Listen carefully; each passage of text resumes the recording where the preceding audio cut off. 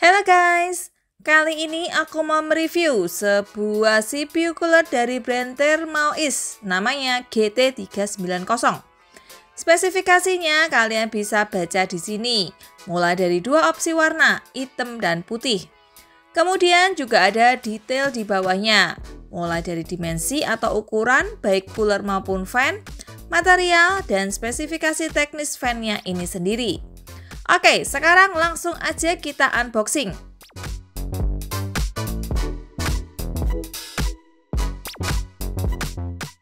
Seperti biasa, pertama-tama ini ada selembar kertas manual berisi list parts yang didapat dan cara pemasangan. Terus ini ada plastik clip yang isinya bracket mounting besi untuk mobo Intel Socket 20XX. Terus juga ada yang buat mobo AMD di plastik clip lainnya.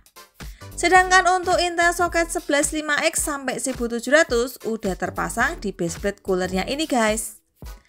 Terus jelas buat masang di mobo Intel kita juga dapetin backplate berbahan plastik multi socket yang bisa digeser-geser posisi lubang bautnya. Terakhir kita dapetin thermal paste model bumbu mie instan polos. Untuk coolernya sendiri bentuknya kayak gini guys. Ini yang versi white. Dan kalau aku lihat luasan heatsinknya cukup lebar ya. Kalau dibandingkan tebal fan ini berbeda jauh. Sedangkan untuk fan-nya sendiri ini memang nggak ada RGB sama sekali.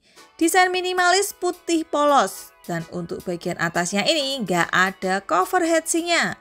Cuman ada logo brandnya di tengah. Selain itu semuanya serba putih, termasuk ujung heat pipe-nya. Jumlah heat pipe-nya ada 3 dengan spasi atau jarak yang agak berjauhan. Simetris dari atas sampai ke bawah alias bagian baseplate ini. Finishingnya pun cukup oke dan mulus, standar lah. Terus untuk bracketnya ini yang udah kepasang buat Intel Socket 115X sampai 1700 cukup tebal dengan 4 baut pegas di keempat sudutnya. Terakhir untuk kabel fan ini standar dengan konektor 4 pin PWM. Oke, sekarang kita coba praktek pemasangan. Di sini aku pakai motherboard Intel Socket 1150. Dan pertama-tama kita pasang baseplate yang posisi lubang bautnya kita harus pasang dulu sama soket mobo yang kita pakai. Baru kita pasang di belakang mobo. Selanjutnya kita apply thermal paste dulu ke prosi. Polartherm X10 yang menurutku adalah salah satu thermal paste yang price performance di range harganya. Terus tinggal kita pasang cooler di atasnya. Ini simple ya, tinggal kita pasin aja ke 4 lubang baut dari baseplate dengan baut pegas yang ada di mounting cooler. Kalau misal kurang pas, kita bisa geser-geser posisi baut pegasnya. Karena memang lubangnya lebar, jadi bisa disesuaikan sama lubang soket. Terakhir kita bisa kencengin pakai obeng plus.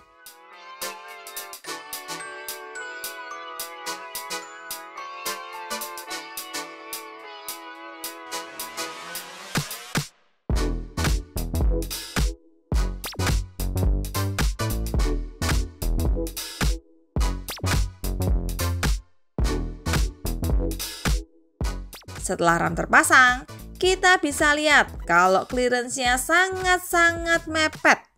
Untung ini RAM yang aku pakai tes pasang pendek heatsinknya. Kalau tinggi, aku rasa bakalan nempel sama fan. Tetap sih bisa dipasang, tapi agak kelihatan maksa. Dan FYI, memang mobo yang aku pakai ini ukurannya tergolong kecil. MATX tapi compact. Jadi slot RAM-nya deket sama soket prosi. Di sini sekalian kita coba tes noise fan di speed mentok yang menurutku cukup berisik.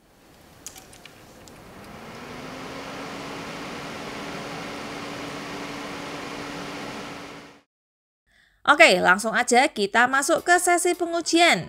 Dan di sini aku pakai prosi favorit Intel Core i5 12400F yang jalan default dengan RAM DDR5 32GB. Dan aplikasi untuk membaca suhu atau temperatur yang aku pakai adalah HW Info dan Core Temp untuk komparasinya. Pertama ini aku tes di Webram Benchmark Stability Test.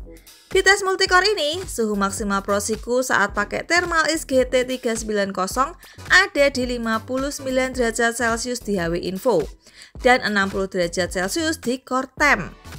Sebagai perbandingan, aku ambil hasil tes CPU cooler yang baru aja aku review, Olympus Gamma A40, yang harganya sedikit lebih mahal dan spesifikasi teknisnya pun lebih tinggi.